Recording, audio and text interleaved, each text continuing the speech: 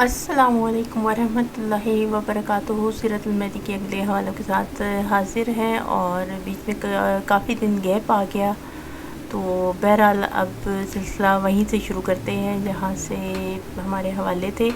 اور آج کا جو حوالہ ہے وہ سیرت المہدی کی جلد دویم ہے، حصہ چاروں میں، صفحہ نمبر 118 ہے، اور دیکھتے ہیں کہ اس حوالے میں کیا بیان ہو رہا ہے۔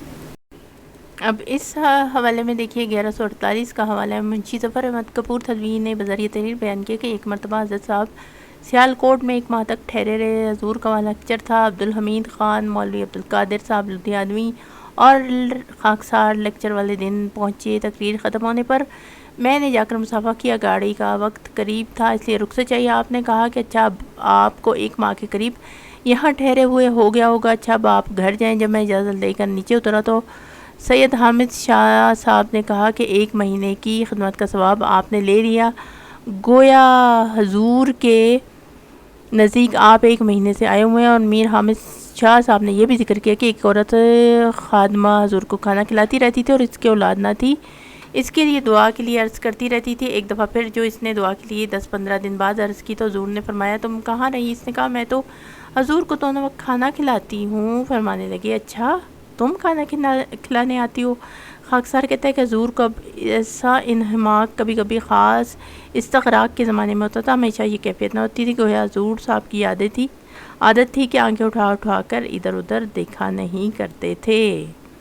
دیکھ لیجئے اب وہی حالات مرزا قادیانی کے ہوش نہیں ہے کہ ایک عورت بیچاری دن رات کھانے کھلا رہی ہے اور خدمتیں کر رہی ہیں، اور بیچاری کہتی رہی دعا کے لیے، اور وہ اتنا گمسم اور بے ہوش بندہ ہے کہ وہ کہہ رہا ہے کہ اچھا تم کہاں تھی اتنے دن؟ تو بیچاری نے کہا کہ میں تو کھانا مسلسل کھلا رہی ہوں اور خدمتیں کر رہی ہوں۔ تو کہنے لگا اچھا، یعنی اب نیچے وہ جو اس کی لکھی ہے اب وجوہات، وہ کہہ رہا ہے کہ بڑا استغراق رہتا تھا، انہماک رہتا تھا۔ جی وہ انہماک شاید وہ دوائیاں اور وہ ٹونک وائن اور وہ افیون جو مرزا قادیانی دوائیوں کے طور پہ استعمال کرتا تھا اس کا تھا، اور پتہ نہیں چلتا تھا کہ سامنے جو ہے وہ کون آیا ہے۔ اب دیکھیں آنکھیں اٹھا کے دیکھنا ایک الگ بات ہے، نہیں دیکھنا، لیکن بندے کو یہ تو پتہ ہوتا ہے کہ گھر کے اندر کون آ جا رہا ہے، کون اس کے پاس آیا، کون بیٹھا ہے، کون کھانا دے کے پانی دے کے گیا، یہ تو پتہ ہی ہوتا ہے نا۔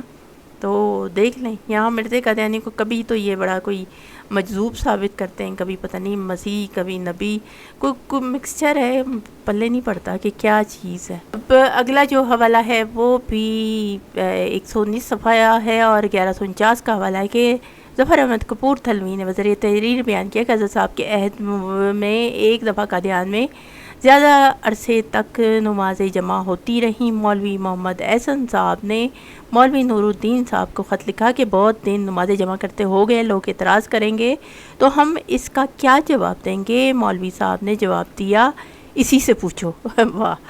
حضرت صاحب سے مولوی انوار حسین شاہ صاحب شاہ آبادی سے خط و کتابت میں قاصد تھے۔ ان سے جب مجھے اس کا حال معلوم ہوا تو میں نے حضرت صاحب سے جا کر عرض کر دی۔ حضرت اس وقت تو حضور نے کچھ نہ کہا، لیکن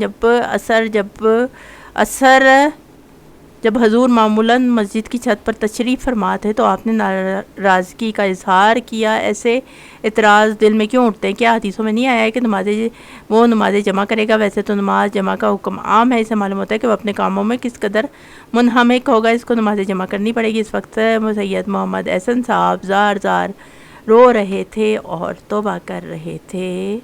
دیکھیں ذرا، یہ مرزا قادیانی کہ ہے بلا عذر شرعی نمازیں جو ہے وہ جمع کیے جا رہا ہے۔ نمازیں اس وقت جمع کی جاتی تھی جب اسلام میں تھا کہ غزوات کے لیے جایا جاتا تھا، یا کوئی ایسے کام ہوتے تھے ضروری، سفر کے دوران راستے میں کہیں اور کوئی ایسا معاملہ پیش آتا تھا۔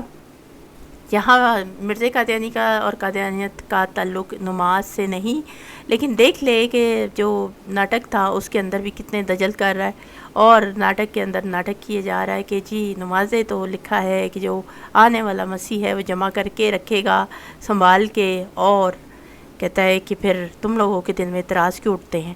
دیکھیں ذرا وہ کیا حالات ہے مرزا قادیانی کہ اپنے اوپر ایک ذرا سی جو ہے تنقید کوئی کرتا تھا برداشت نہیں کرتا تھا، حتیٰ کہ اپنے ساتھیوں کو، چیلو چمچوں کو اسی وقت بے عزت کر دیا کرتا تھا، بالکل اکیلے میں نہیں بلکہ سب کے سامنے آ کے اس نے تقریر کی تھی۔ یہ جو اعتراض کیا مولوی احسن نے تو سب کے سامنے آ کے مرزا قادیانی نے تقریر کی تھی اور اس کو بڑا باتیں سنائی بیچ بیچ میں، جو نہیں کہتے ہیں میٹھی میٹھی مارنا جوتیاں، تو وہ کر رہا تھا مرزا قادیانی۔ تو آگے سے وہ جو مولوی صاحب تھے، یعنی جس کو مرزا قادیانی کہتا ہے کہ بندر سور ہے زمین پہ، وہ والے، تو وہ بیچارے نے پھر کیا کیا کہ وہ رونا دھونا شروع کر دیا، اور اس نے کہا بڑا جو ہے جرم ہو گیا مجھ سے۔